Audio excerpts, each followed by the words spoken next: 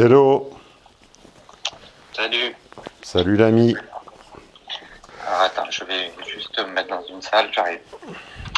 Pendant que tu te mets dans une salle, juste pour respecter la procédure par moi-même instaurée, je précise à tout le monde que les clients ne sont pas enregistrés à leur insu, qu'ils sont toujours informés, qu'ils ont toujours accepté, etc., etc., etc. Oui, je suis bien au courant. Alors on t'écoute. Alors donc l'objet de mon appel, donc c'est pour donc une histoire de couple, comme je te l'avais dit précédemment.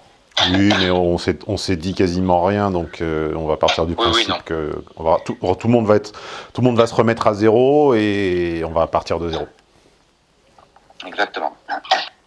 Donc l'histoire en question, c'est donc avec ma copine. On est ensemble depuis juillet dernier environ. Et cette relation s'est bien passée jusqu'à présent, même très bien.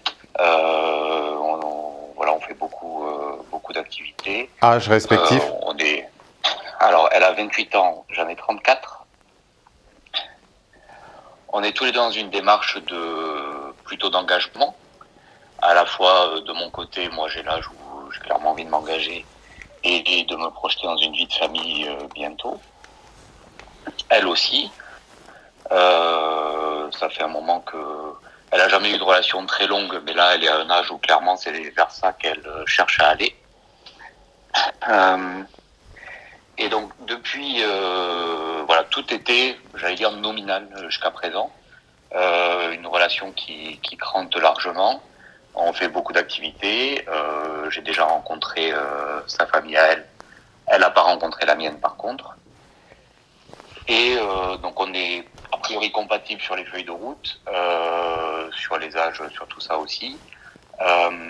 Et là, ce qui s'est passé récemment, c'est lors de mon anniversaire. Donc l'anniversaire était il y a une semaine, 15 jours. Mais déjà, attends, si je puis me permettre, sans rien révéler, je suis content pour toi, puisque nous faisons des études de cas depuis un an ou deux, un peu plus de 2 ans. Oui. Et la dernière devait remonter à peut-être au printemps dernier. Et rien de tout ça n'était advenu. T'étais, on va dire, en train de prendre une toute autre direction que je te déconseillais assez fortement. Donc je fais des grandes ellipses pour ne rien révéler. En gros, tu allais plutôt vers l'arrière que vers l'avant. Je pense qu'on peut dire ça comme ça. Et il y avait une boule de poil au milieu qui devenait l'objet de tous les dissensus. Et je suis foncièrement et sincèrement ravi de te parler 6 plus 2 égale 8 mois plus tard, ou 7 mois plus tard, et d'entendre que la situation est tout autre. Il ne faut pas non plus toujours signaler les couples qui n'arrivent pas à l'heure. Hein. Je suis ravi, ça fait au moins un. Enfin, il y en a beaucoup, mais la plupart des gens, notamment les hommes, comme je l'ai déjà dit, n'appellent pas quand ça va correctement, ils attendent d'être au bord du gouffre. Donc mes auditeurs, qui ne sont pas encore VIP, doivent se dire, on n'entend que des cas qui vont mal. Donc de temps en temps, il faut rappeler que parfois là, on a le vent dans le dos. Donc jusqu'à présent, tu as le vent dans le dos et on se souhaite tous de l'avoir et il faut se féliciter quand des gens l'ont. Donc on écoute attentivement, on attend attentivement la suite du coup. Ben oui, je souligne que je suis moi-même ravi des évolutions. C'est vrai que le couple d'avant, c'est sans doute lié au confinement et à tout ce qui nous est arrivé. Ah, les confinements. Les confinements, par expérience, ont poussé tous les gens qui avaient des mauvaises habitudes à les reprendre. Les couples qui n'avaient pas de raison d'être à exploser. Les dépressifs à dépresser. Les fumeurs à fumer. Les gros à grossir. les paresseux apparaissaient. Je veux dire, ça a vraiment révélé le pire de l'homme. Hein. Oui, Et de la femme. Je suis tout à fait d'accord. Moi, ça n'a strictement rien changé. On va dire que pour moi, c'était un moment de... Je pense que c'était un moment de faiblesse où j'avais fait ça. Donc, je suis ravi finalement d'avoir fait machine arrière. Et c'est vrai que la rencontre de la fille dont il est question aujourd'hui m'a révélé que j'avais vraiment fait une erreur. Parce que pour le coup, elle est pétillante, on est compatibles, on s'amuse. Comment tu que je n'avais pas connue jusqu'à présent. Comment tu l'as rencontrée? Une soirée d'amis. Ok. Une soirée chez un ami. À l'ancienne. Même la rencontre est tout à fait nominale. Voilà, c'est. À l'ancienne. Ça paraît ok. juste, en tout cas. Alors, qu'est-ce qui... Et je tiens à préciser aussi que ouais. j'en suis aussi là aussi lié aux évolutions dans le cadre professionnel qui fait partie aussi de nos discussions au début et mine de rien ça aide à trouver aussi une compagne. Oui, bah ça, ça je l'ai toujours dit et plus on a un métier, on va dire, représentatif et qui incarne un modèle de vie, plus c'est simple. Si tu es, je sais pas, si tu es médecin à l'hôpital, on imagine ton mode de vie. Si tu as une entreprise de menuiserie, on imagine ton mode de vie. Tu comprends? On imagine où, dans quel quartier tu habites, on imagine un petit peu tes moyens, on imagine où tu pars en vacances, etc. Quand tu as, comme moi, un métier où il est absolument impossible de se figurer ton revenu et ton caractère et ton mode de vie, ça demande de l'autre côté beaucoup plus de discernement, tu vois ce que je veux dire? Et c'est pas la qualité la plus universellement partagée chez les femmes. Oui, c'est vrai. Donc j'en reviens à l'événement lors de mon anniversaire. Donc ça faisait quand même depuis quelques semaines où je sentais qu'elle montait dans les tours dans des proportions fortes. Ce qui me gênait pas parce que... Oh, je sais où tu vas. Je l'ai lu en diagonale sur le Slack. Le Slack, c'est la messagerie privée des VIP. Et je savais qu'un jour, tu appellerais à ce sujet. Donc, on y arrive. Donc, la première soirée de mon anniversaire, tout se passe bien. Elle m'offre un cadeau. C'était un week-end en Méditerranée. Et sauf qu'il manquait un cadeau qu'elle n'avait pas reçu.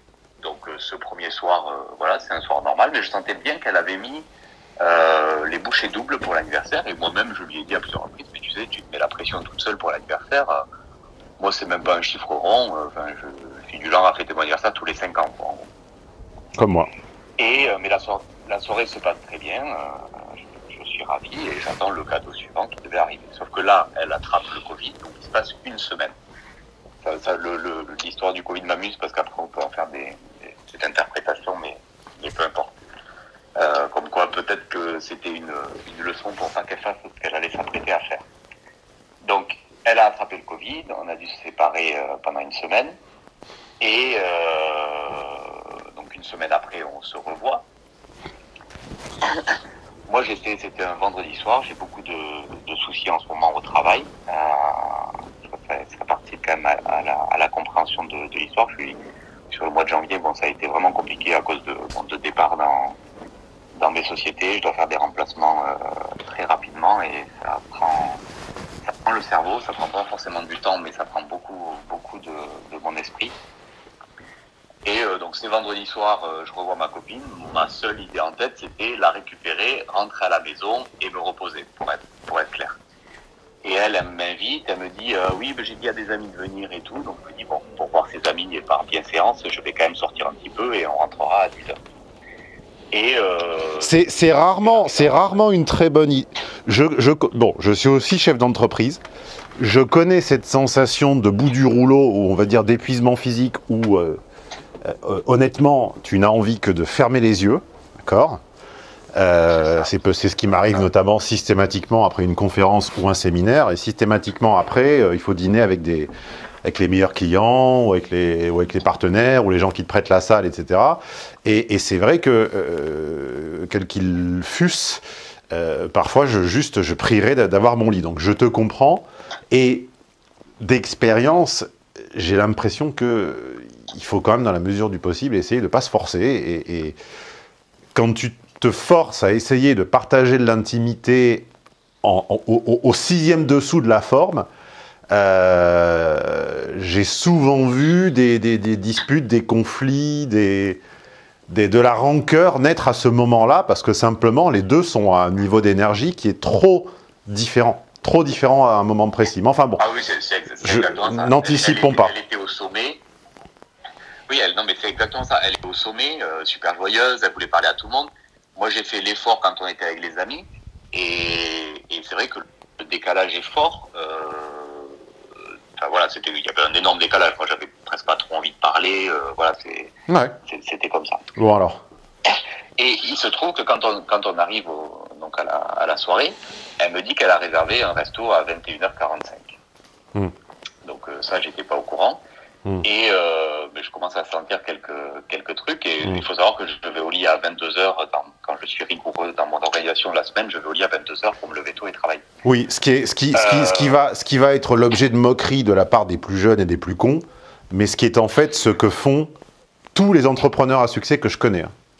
Veiller tard le soir, c'est un truc de jeune blaireau, c'est un truc de jeune fumeur de shit, hein, mais absolument tous les gens que je respecte et que je connais peuvent à l'occasion, évidemment, rompre la règle, mais en règle générale, sont au lit avant minuit, et à chaque décennie, tu perds 1 heure. Hein, c'est-à-dire que à 20 ans, c'est minuit, à 30, c'est 23, et à 40, c'est 22.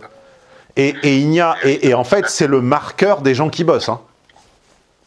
Moi, je peux te garantir que j'ai aucun problème à trouver le sommeil la nuit. Je peux te garantir que c'est pas du tout un signe que je m'ennuie ou quoi. C'est simplement que responsabilité, travail, fatigue, à 22h30, tu piques du nez. Hein.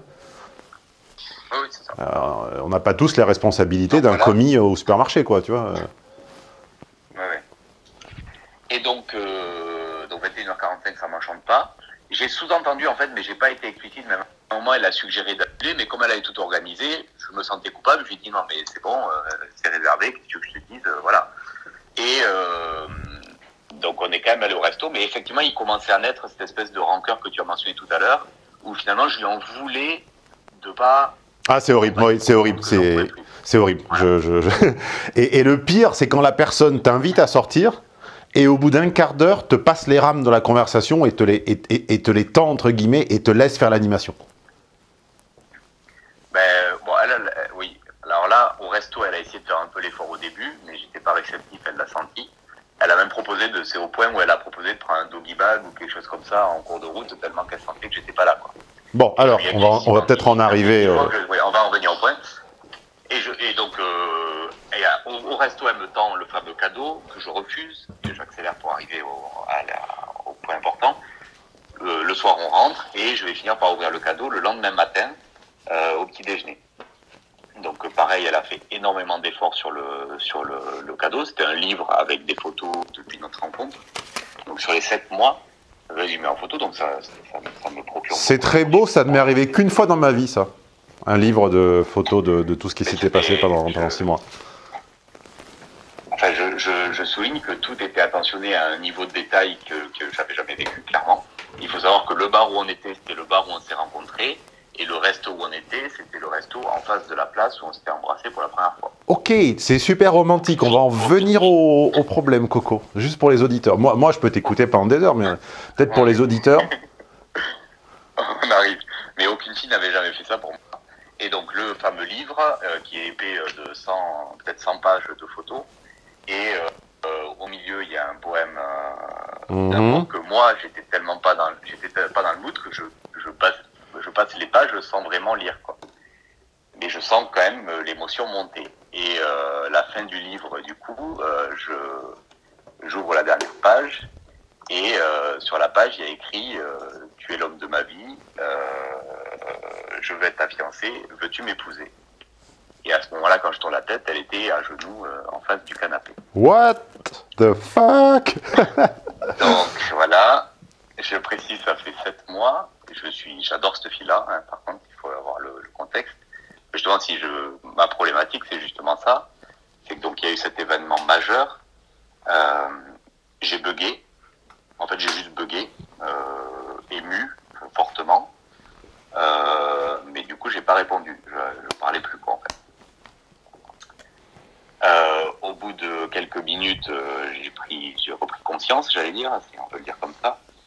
Et en gros, tout ce que j'ai réussi à lui dire, c'est que c'était pas elle de faire ça et que je comprenais pas et que je voulais ni répondre oui ni répondre non, mais je savais pas quoi lui dire, que c'était juste pas le moment et que j'étais pas du tout d'humeur à ce genre de choses. Donc ça a fait un peu un schisme sur la matinée. Tu m'étonnes. Elle a failli partir, mais tu m'étonnes. Elle a failli partir parce elle a failli partir, mais parce qu'elle était triste, mais je l'ai un peu convaincue de rester en lui disant, moi je voulais pas ça, mais je veux t'avoir ce week-end, quoi. Ça fait une semaine qu'on s'est pas vu, je veux te voir. Donc elle est restée, j'ai un petit peu apaisé les choses. Et ma grande inquiétude de ça, c'est sur en gros, moi je veux de cette relation. Je veux qu'elle avance et je vais avoir envie de m'engager plus tard. Sauf que c'est très tôt, ça fait 7 mois. Moi, par exemple, je lui demande, j'ai demandé une question bête, mais je lui ai dit, mais ton père est même pas au courant. Elle m'a dit non. Je lui ai dit, mais c'est juste pas l'ordre des choses, quoi. Et donc, ma question pour en venir à ça, et après je peux détailler s'il manque des points, mais j'ai déjà été assez long, c'est comment faire. Parce que, en gros, je lui ai gâché son romantisme. Elle avait écrit une histoire à la Disney, et j'ai mis un holà majeur. Mais cependant, moi, je veux quand même rester en course pour, dans quelques mois, potentiellement, avancer avec cette fille-là, parce qu'elle me plaît, elle me va sur tous les points. Et donc, comment faire pour être sûr que ça va pas créer un revers, qu'elle soit pas trop vexée et que je vais quand même garder. J'ai l'impression. Je vais te faire une réponse à la Janco. Arrêtez de vous demander si vous voulez ou pas de la décroissance, elle est déjà là. Elle est là, elle existe sur des métriques sérieuses. Elle est masquée par des tours de passe-passe de prestidigitation digitale et financière, mais concrètement, elle est là. J'ai envie de te répondre la même chose. Le revers, il est là. Je ne sais pas exactement dans quel chaudron elle a mijoté la potion magique. Mais manifestement, elle l'a mijotée, elle l'a servi, tu l'as pas bu. Oui. Et l'idée que tu vas pouvoir faire abstraction de cette déclaration et continuer à dérouler continuer à rouler jusqu'au moment où tu décideras, me semble une utopie. Je pense que tu vas être pressé par le destin, le hasard, cette chose contraire aux destinées, comme disait Gainsbourg. Tu vas être pressé de faire un choix à un timing qui n'est pas celui que tu auras décidé, un petit peu comme nos aïeux, d'accord ? Les choix étaient très, très, très accélérés. On dit parfois à tort qu'avant tout était arrangé entre la tata et la mamie et la marraine et machin. C'est pas exactement ça. C'est simplement que il y avait des coups du sort, il y avait des grossesses, où il y avait des décès qui laissaient quelqu'un seul et qui la mettaient dans l'urgence de trouver quelqu'un, ou qui laissaient quelqu'un enceinte et il fallait dans l'urgence épouser soit le papa, soit un autre qui puisse faire semblant que le gamin était de lui. Et on l'a dans les gènes, entre guillemets, ça. Dans le monde traditionnel, les noces n'étaient pas fixées d'une espèce de commun accord, comme ça, totalement sans rapport avec rien. Les noces étaient fixées parce qu'un événement, on va dire 2 fois sur 3, une grossesse, venait entre guillemets, contrarier, ou plutôt accélérer les choses, et qu'on n'allait pas présenter la mariée enceinte de 8 mois, parce que ça ne se faisait pas. Et ça va peut-être surprendre certains d'entre vous, mais moi, je serais de l'idée, puisque tu ne me sembles évoquer aucun drapeau rouge ou orange avec cette personne, moi, je serais de l'idée que tu devrais lui dire oui. Je suis assez d'accord. Moi, sur l'histoire du timing, je suis d'accord. En fait, elle a mis une brique si je réponds pas, allez, dans les 6 mois, c'est fini. C'est-à-dire qu'aujourd'hui... 6 mois, t'es gentil, hein, je dirais 6 semaines. Hein. Ouais, voilà. Mais le timer est lancé. Et je pense... Alors, ce que j'avais en idée, tu me dis ce que tu en penses. Et si je veux aller vers le oui, c'est la seule solution. C'est je l'invite à dîner, un de ces quatre, peu importe comment, en mettant un peu un formalisme assez agréable pour cette occasion. Et lui dire, écoute, j'ai bien reçu ta demande. Je pense par contre effectivement que c'était à moi de faire le process et d'avancer. Donc je vais le mettre en route. Et vous parlez toujours comme des consultants entre vous dans le privé ou tu le fais exprès là juste pour... Avec toi. Non, mais je le ferai pas. Je le fais juste pour être explicite, mais je le ferai pas comme ça, non. Ah ouais, parce que là c'est quand même un autre monde. Hein. Si vous vous exprimez avec un champ lexical de chef de projet dans le progiciel... c'est pas comme ça que je le ferai face à elle. Non. Mais dans l'idée, c'est ça, de lui donner les étapes où je lui dis, écoute, en gros, c'est un oui, mais un peu décalé. Je vais demander à ton père, tu vas rencontrer mes parents, et cet été sera un vrai oui. Je pense que tu n'as pas compris ma réponse ou que tu ne veux pas l'écouter. Tu t'entêtes à vouloir reprendre la main. Je ne sais pas pourquoi, en fait. Là où je l'ai déjà perdu, c'est ça. Tu as quelqu'un qui a pris la barre du voilier, quoi. Vous étiez en taxi, d'accord, et à un moment, tu te réveilles de ta torpeur, et ta meuf a pris le volant. Et tu lui dis, pardon, excuse-moi, je dormais, redonne-moi le volant au titre que je suis l'homme. Eh ben, je vais surprendre encore une fois les gens qui m'écoutent et qui pensent qu'au fond de moi, il y a un petit machus virilus patridominant qui dit que l'homme doit décider.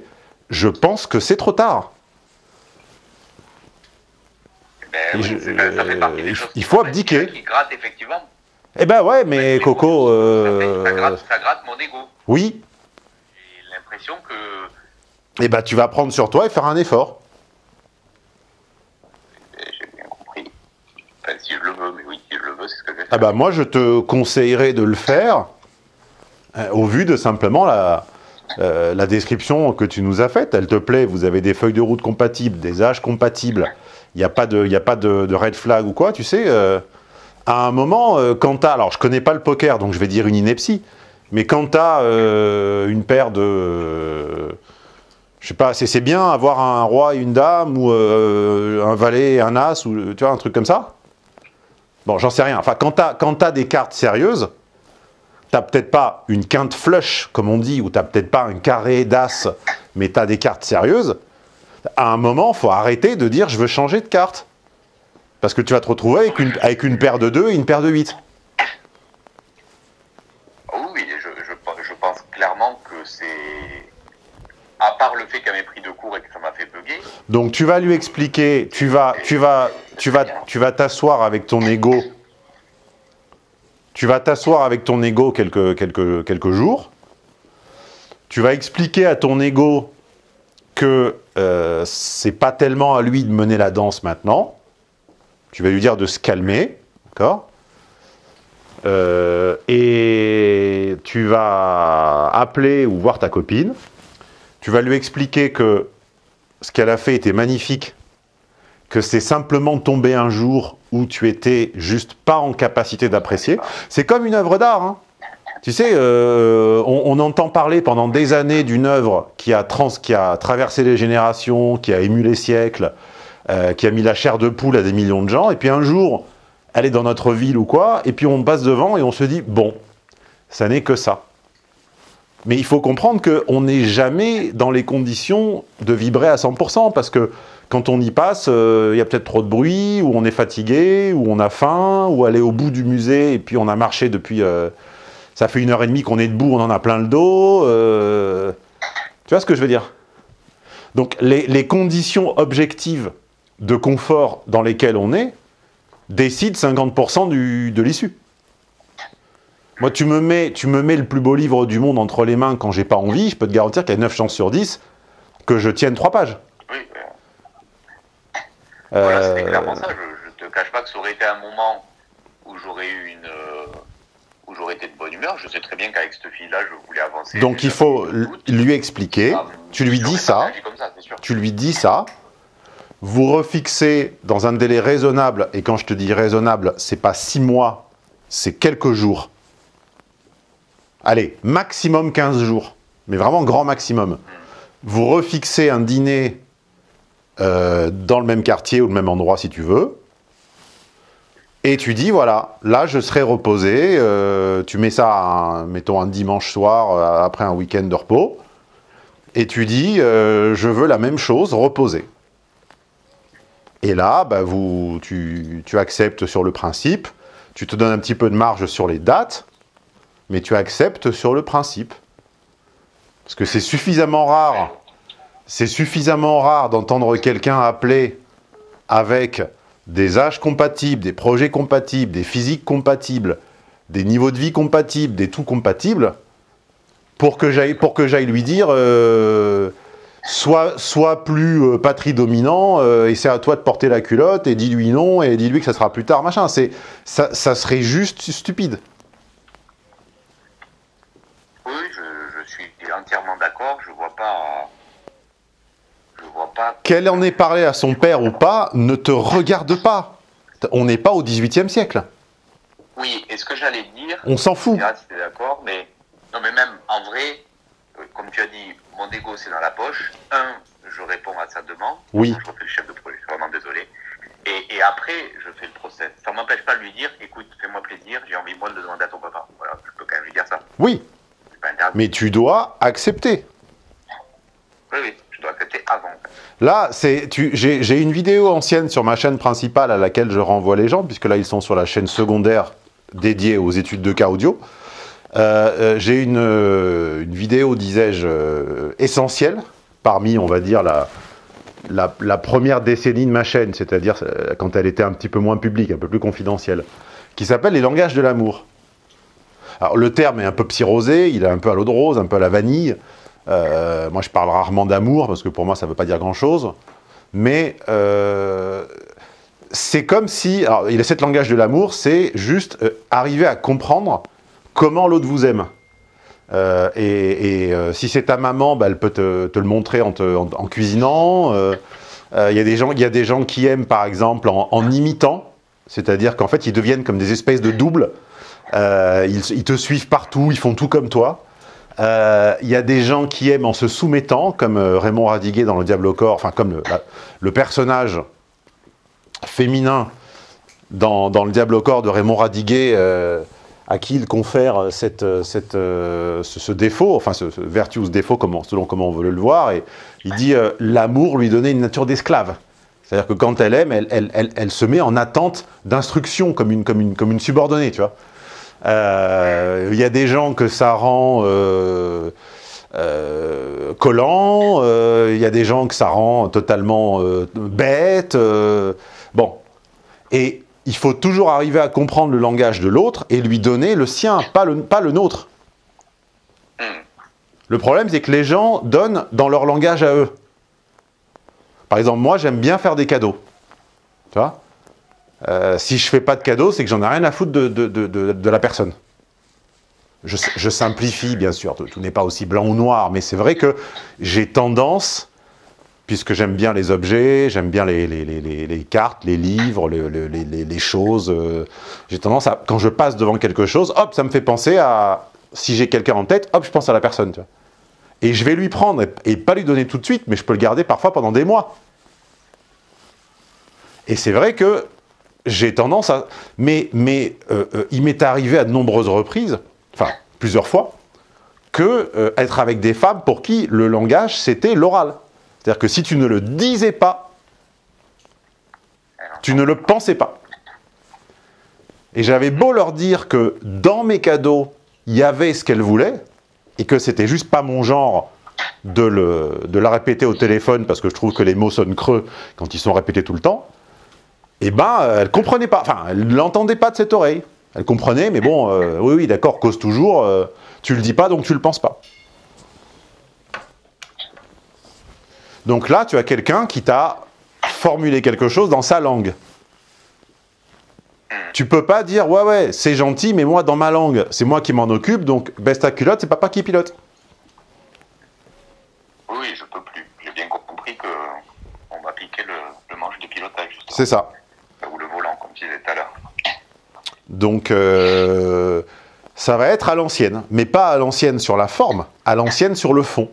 C'est-à-dire que dans l'ancien monde, je répète, on fréquentait quelqu'un et à un moment, pan, il y avait une contingence logistique ou de grossesse qui faisait que, il faut se déclarer là.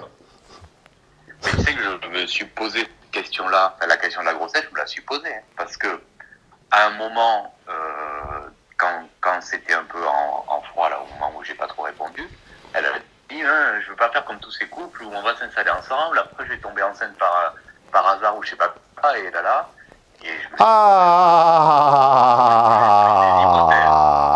voilà. Mais je sais pas. Voilà, on y est. Toi, tu crois qu'elle l'est? Ah, t'es en train de dire ça. Disons que je ne tomberais pas de surprise si c'était le cas, en tout cas. Moi non plus. J'ai l'impression que c'est pas le cas parce que, bon, sans parler dans des trucs pragmatiques, il y a des preuves qui montreraient que c'est pas le cas. Et en plus, il faut savoir que avant les fêtes, en novembre dernier déjà, donc ça faisait 4 mois qu'on était ensemble, elle avait été déçue parce qu'elle avait compris qu'elle verrait pas mes parents parce que je descendais dans le sud les voir et donc elle les verrait pas. Et elle m'a dit, mince, j'avais prévu de voir tes parents et te demander un mariage après. Elle m'a dit ça texto dans le genre de truc qui sortent un peu tout seul sans qu'elle fasse attention. C'est une obsession. Et donc ce qui expliquerait que c'est pas un bébé, sinon elle l'aurait su. C'est une obsession chez elle. Depuis 30. Je sais pas, elle a une peur bleue même quand on était en froid, elle l'a exprimé, je pense qu'elle s'est jamais vraiment engagée avec quelqu'un comme moi où l'engagement était possible. Et ouais, elle a un vrai flip je sais pas quel est le flip, mais que je m'en aille, ou justement de pas pouvoir faire les gosses là maintenant, parce qu'elle a 29 ans et je pense qu'elle imagine pas faire des gosses à 36 ans. Ça fait plein de fois qu'elle me dit je fais pas de gosses après 35. Tu m'as pas dit 29 tout à l'heure, t'as changé l'âge? Elle a 28, oui, elle va faire 29 cette année, pardon. Et alors j'ai pas compris, pas de gosse après 35, c'est ça? Oui, ça dit toujours ça. Pas d'enfant après 35, et comme je peux dire on, du coup maintenant, comme on en veut 2 voire 3, ça va vite. Quoi. Voilà. Et ben voilà, c'est logique. Oui, donc c'est juste ça, mais alors, est-ce qu'elle est enceinte là maintenant ou pas? Honnêtement, je pense peu importe, pas, peu importe. Vérifier. Peu importe. Mais en tout cas, oui, c'est le stress. Elle veut que ça se lance maintenant pour être enceinte dans l'année. Oui. Ah là, c'est parti, là. Là, t'es monté dans le train fantôme. T'es monté dans le train fantôme, t'as baissé l'arceau de sécurité et t'entends le bruit métal contre métal. T'as la porte qui va s'ouvrir et c'est parti pour une demi-heure dans le noir, là. Enfin, une demi-heure, ça va être 30 ans, mais... Oui, après, je suis monté dans le manège et je l'ai voulu, donc maintenant, on y est. Absolument. Il faut en profiter. Non, mais c'est très bien, je suis d'accord avec l'analyse, même si comme dit tout à l'heure, il y a mon ego qui aurait aimé garder la même, mais c'est comme ça, c'est la vie, il faut avancer. Et c'est très bien d'ailleurs, parce que entre nous, je suis ravi, d'un certain côté, d'avoir une copine qui fait ça, quoi. Enfin, c'est assez magique, il faut le reconnaître. Je pense que tu as beaucoup de chance et que beaucoup de gens qui nous écoutent rêvent de trouver quelqu'un avec qui ils partagent le projet à court terme, le projet à long terme, un minimum d'attraction physique, un minimum de compatibilité sociale, accessoirement des amis, parce que c'est pas plus mal finalement de pas venir de 2 milieux totalement marginaux et totalement incompatibles. Je pense que qu'il l'avoue ou non, tu fais sans doute l'envie de plusieurs personnes en ce moment qui nous écoutent. Oui, j'en ai conscience, même sur le Slack, je m'étais rendu compte que j'avais peut-être été un peu maladroit d'exposer mon problème qui est, comme quelqu'un a répondu, qui est un problème de riche. Ouais, ça n'empêche que c'est mon souci du moment, je voulais pas gâcher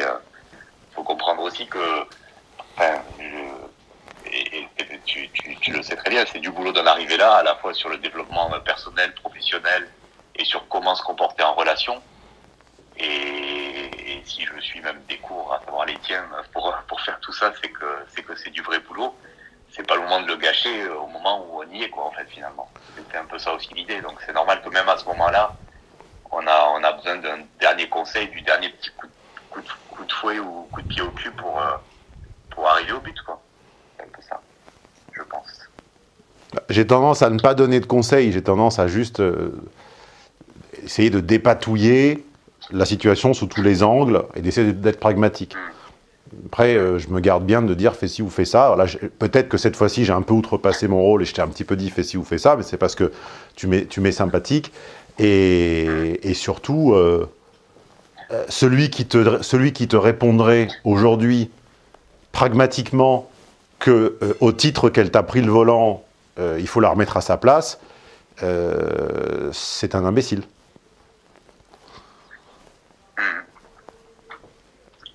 Non, mais je suis largement d'accord. Après, c'est vrai qu'à titre, on n'a pas les mêmes recherches, on n'a pas la même feuille de route. Moi, je ne veux pas 3 enfants. Déjà, ça serait déjà énorme.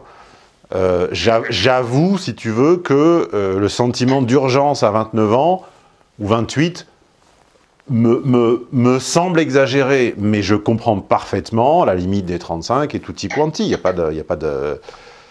Je veux dire, je comprends. Oui, bah, si on regarde les projets, effectivement, moi, à la base, j'en voulais 4 et... Ah ouais, quand même. Négo, quoi, si tu veux. Donc, ah ouais. Ouais, je suis un peu à l'ancienne école, je suis désolé, ça arrive. Non, mais il faut payer ma future retraite, donc allez-y, forniquez, reproduisez-vous.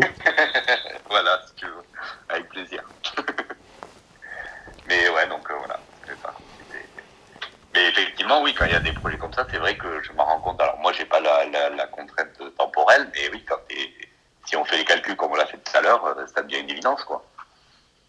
Si elle veut me donner les 3 enfants, elle a vite fait le calcul de, c'est maintenant, quoi. C'est sûr.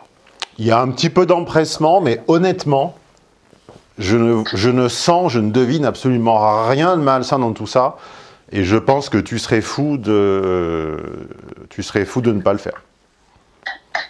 Eh ben, moi, honnêtement, moi non plus. C'est justement ça qui m'a chamboulé, parce que c'est évident, mais c'est aussi une décision quand même qui est fortement engageante et j'en suis ravi. Ça arrive une fois par vie, quoi. Tout va bien. Donc. Bon, n'exagérons rien, on n'y est pas encore, voilà. Mais je te le souhaite. Je le souhaite à tous ceux qui nous entendent, que les choses soient aussi simples, avec le petit coup de pouce qui va bien au bon moment. On en a tous besoin. Après, chacun a des requêtes, évidemment, plus ou moins simples à satisfaire. Bien, bah écoute Coco, à une prochaine étude de cas, j'espère apprendre une bonne nouvelle et qu'un quart de ta mission est déjà en route. Eh bien ça marche, je te tiens au courant. On t'invitera peut-être à un mariage. Allez, et bah écoute, je prends note parce que vous n'avez pas été nombreux à le faire. Je crois que depuis 2006, j'ai eu 3 invitations. Bah, ce serait bien mérité quand même. Julien, Axel et une autre que j'ai pas pu honorer. D'accord. Eh bien, très bien, bah, écoute, merci de ton écoute et de tes conseils. Je te tiens au courant. Allez, merci à toi, ciao.